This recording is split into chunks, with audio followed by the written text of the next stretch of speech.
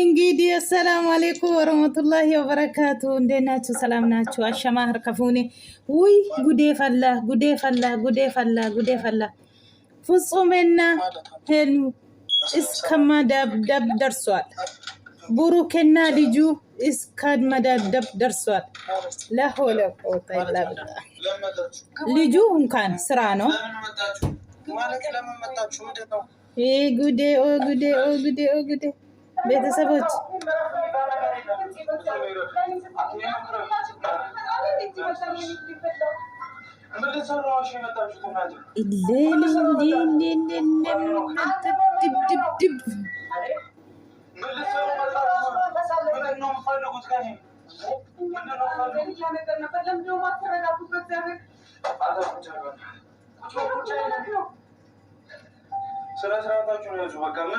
ኢሉክና ቡሩኬ ፍጹሜ አረሽም ነው ምን ይሼ ነው አረሽም ነው ዱጋረቢ ስንራፈው ኪሳ ኢሉና ፍጹሜ ዱጋ inni sin hojjettanii waan sinirraa hin bareenne jechuudha. Qas jettanii teessanii walitti himuu qabdu malee sin lamaan goddanyaa taatanii akkamiin kana wal dabaddabdume maaltu kana hundaa sin geesse? Eebanne haimiyyee laqqaseechino haimiyyee attaaliqqise አይዞሽ ለምን መጣችሁ ማለት ለምን መጣችሁ? ምንድን ነው የት ነው የምንሄደው? አልፈልግም እናንተ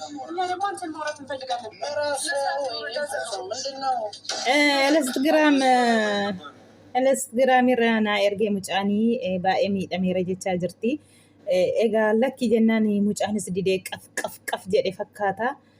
Galgal achuma bahee burukeen eeggatee waan godhe fakkaata mucaa. Haimeen immoo na asfaraarra'e mucaanii burukeen teediitiin reebee jira jettee jirti. Teedii egaa teedii bichaa miti. Fitsumeef goddenyaan illee mana burukeetti waltumanii giddii meeqaan wallaahi laazim giddii meeqaan walirraa qabanii burukeen jidduutti dadhabee jechuudha. Walirraa ka'uu didanii akka qeerransa walirratti goganii hafan lamaan otoo waltumanii dhugaa rabbi. Waan xiqqoon tokko sirma jecha tokko jira.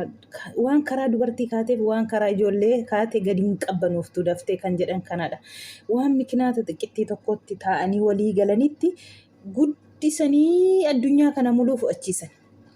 Kan taa'anii kun akkas gooteetta kun sirriidha kana maaf hojjette jedhanii wal gaafatanii walii galuu malani lafumaa ka'anii kana girrii uumanii jechuudha. Haimeen rakkina kana hundaa gatteesse kan burukee mari'achuu qabdu jalaa baddee gaafa duraa jechuudha. Deebitee dhufte immoo ati dubartii biraa wajjiniin jirtaa jette.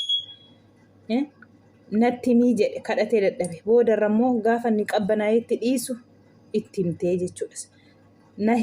Naa hiiki waan mikinaan isaa maadhaa jennaan hin dubbadhuun sitti himuu jedhe. Amma kan kanaan ga'ee haqee eeratee sagee goddanyaaf goddenyaan illee waltumuu. Mucaan illee burukee gubuuf waan burukeen bitee kanaan dura dhiifatama gaafachuu qabu dhaqeetiin jechuudha. Isa akka sanaa bitee otoo burukeen mana jiru dhufee kaleessa jechuudha. Burukeen hawwasumaa kan godhe natti fakkaata karaa irratti galgala hawwasuma sana Instagiraamii irra naa ergee jechaa jirti. Kun kan isheen boossu ani qobaan jira. Dubartiidhaan qobaan jira jetti. Burukeen si bira jira. Izzoo shaayimee miila aarii ta'e malee dabarsee hamaaf sin kennu. Garuu immoo Futsumee fi Heluun baay'ee tokko dogongortanii jirtu. Akka kanaan waltumuu keessanii gooddanyaan waliin guddattanii A'uuzu billah. Waanuma xiqqittiitiin haxxanii guddaa gootanii lakkisaa dubbii qabbaneessaa dhugaa rabbii waan hin barenne isinirraati. Bubbuu gizma hunda nama reebbitii keessatti rakkinadha. Kanaan duras rabbiin kana keessa si haa baasu jenna. Idduma deemutti dhiiraa wal lolaa oolta. Egaa mikinaanni sababuma haimeetiinidha. Garuu amma yoomitti bakka deemanitti namoonni walitti bu'uun nama reebuun amma yoomitti taragaaga'uu qabda, obsuu qabda. Ati waan bor darbitu tokko waan hundarrattuu darbu tokko har'a jireenya kee balleessini taragaagga'i obsaanidha waan hundinuu baay'ee tokko nama gaddisiisa dhugaa dubbachuu fi ulfaata. Jarri godinyaa lizeen akka kanatti akka waltumanii garmalee wal miidhanii dhugaa rabbii walirra ciibsanii qabaan dadhabe burukeen hin dadhabe jechuudha. Jara lama walirraa qabu burukeen hin dadhabe wallaahi walirratti goganii siruma isaa giddii meeqaa walirraa baasee jechuudha. Mucaan isinis immoo miidhameera jette haimee eenyu maqaan isaa teediin sun illee burukeen miidheeraa jette lama taataniitiif haa jette gaafatti jechuudha. Situ reebee jedhanii wal gaafatu. Gurno nama dhiba ምንድነው ያረደገው? አይ ሃይሚዬ ምስኪና ወላሂ ጣቄ ከነ ረቢን ትሲፋቀሹ ኦፍሱማን ገቴሲቶ ቡሩኬ መኬ ቀበተ ጀቸ ነማ ዲስቴ ሃይሜ ቡሩኬ ሲቱ ቤካ ነምኒ ሲጫላቲ አኑን ጅሩ namni inni asiin way siin jedhu kuni dhugaa sitti fakkaatiin haimiyye dhugaa rabbii waan badaa tokko humaan mari'adhu qilleensa toos jidduun nam'in kun amma han wal gaafattanii hiikkachuu dandeessanii guddaa gootanii kun amma kanarra geessitanii ji'a fo'achiisuuf deemtu amma gara ji'a deemtu jechuudha daddii wal nyaachuu jalqabdaniiti kana keessa immoo qaawwa argattu jechuudha kara deemtuun duriyyeen dhuftee siin jidduu galtee irrattu akka sin jireenyi keessan diigamu kan cimee sin gootii jechuudha. Amma mucaan kun qilleensa argatee gara sanaan xaqqamamee jidduu jaraa galee jechuudha. Baay'ee tokko nama gaddisiisa dhugaa dubbachuuf.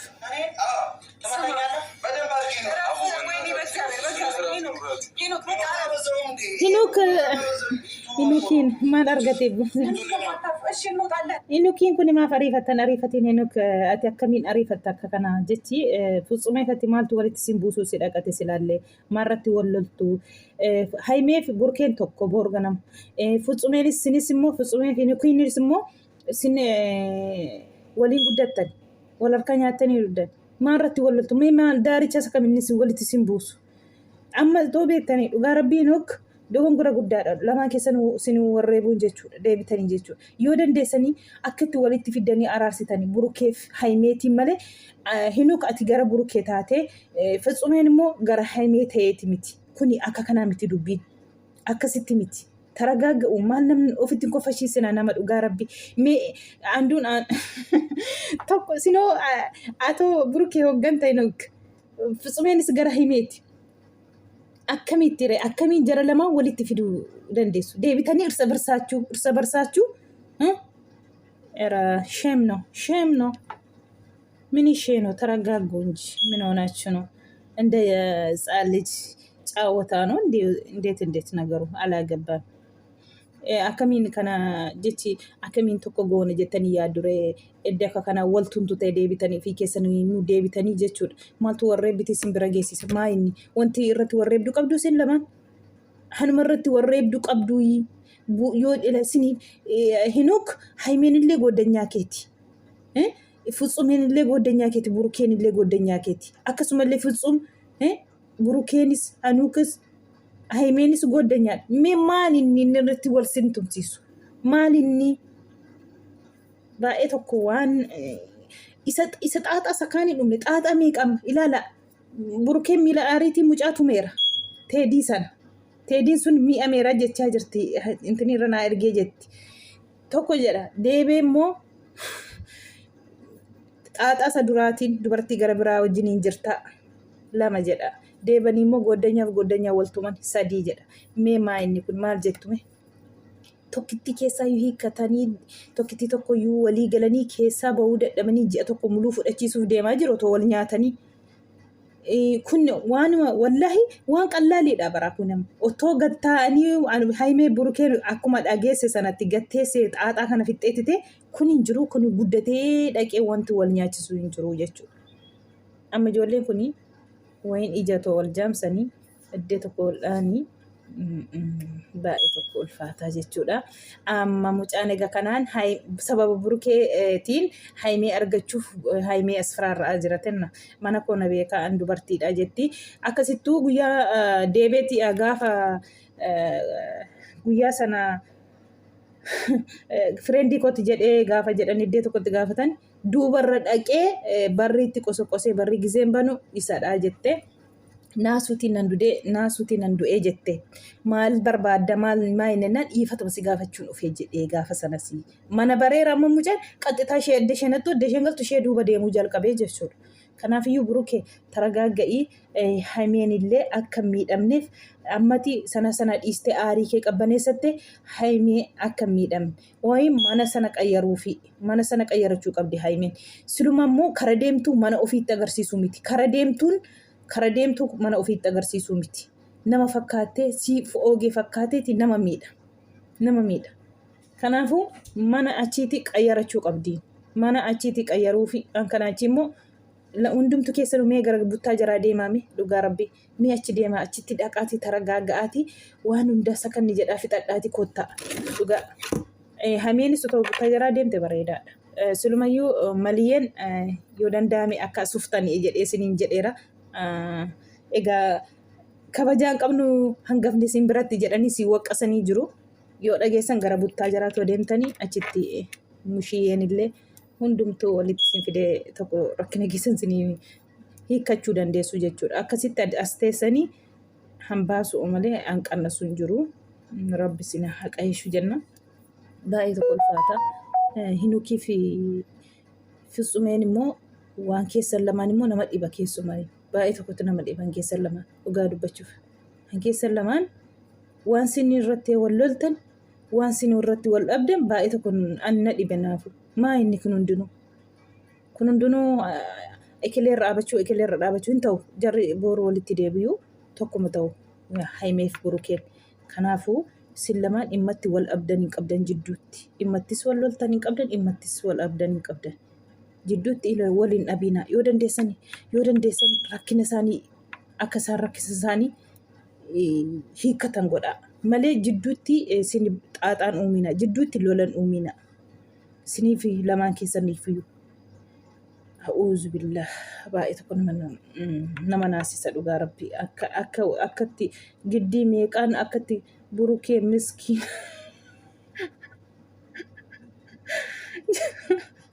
Wallahi walirraa qabuu dadhabee bari walirratti goganii hafanii dura inni kun irraa oolchachi Fitsumee irraa oolchu ilaanoo duraanii burukeeti jarala burukeeti Fitsumee qabatee iyyuu see'aa jira dhugaa rabbi nannee burukeeti Fitsumee qabatee reebaa jira mun seeba. Maaliif bokkun hundinuu maaltu reebbiti isin geessise dhugaa. Anu kun sirraan bareenne dhugaa. Taragaagiin ariifatta xiqqoo tokko ariifachuu miti obsa godhadhu. Waaw maal jechuudha taa'ee gudii qabdu wallaahi. Uummanni maal ta'e yaa rabbii kun uummanni maal ta'e yaa haimii abshiree haimeen boosse wallaahi nama gaddisiisti. Himimmaan booste wallaahi baay'ee tokko nama gaddisiisa. Maalumaafuu rabbii inni keeriyaa fiduu amma xaaxaan biraa keessa galeera burukeenis wayim kanaan mucaan miidhuu danda'a. Haimeedha amma nama yaaddessu haimeedha. Burukee miti haimeetu nama yaaddessaa jechuudha. Mucaan kun wayin eeggatee haimee miidhuu danda'a wayin burukee miidhuu danda'a. Kanumarraa rabbi isin haa eegu. Xaaxaa kana ibidda kana rabbi isin haa qabbaneessu dhugaa rabbi tokkittiin hiikkatiin meeqa wallaahi asii Hinuu fi Fitsumee wal dabaddaban achiitii mucaan kun dabaddaban. Wallaahi rabbiin keeriyaa isiniif haa fidu baay'ee nama dhiba. Obsa godhadhaa obsi barbaachisaadha. Miila aarii keessan fiigina waan hundaa balleessuuf miila aariitiin wanti ta'u hin jiru. Tasgabbaa dhugaa rabbii tasgabbaa maal jechuudha dhugaa. Ani naasu wallaahi burukeetu iyyuu Fitsumeetumaa jira seenna iyyuu dura. baay'ee tokko nama gaddisiisa. Haayimii miskiin abshirriin darbiti guyyaan kun cinqitiin kun akkasuma fatanaan uumaa miti inshaallah darbama. Namni fatanamuun bareedaadha. Guyyaan hin darbiti taragaaga'e mucaa immoo situ ofirraatii orkuu qaba haayimiyyee balbalan ga'inii jechuu qabda. Seeratti si iyyeessa jechuu qabda malee callistee yoo inni sin barbaada si hojii haasaa akkasii godhaa wanni jedhu obsitee fuula laachuuf hin qabdu haayimee tokkoffaan sidha. Burukeetiin si biratti immoo wanni akka kanaa mana ceqee wamma kanaa ashoofu atillee ilaaluun qabdu situyyuu ofirraa dhaaba daqiiqaatti jechuudha dhugaa dubbachuu fi viidiyoon kana fakkaattan tana dhaggeeffattaniif galatoomaa.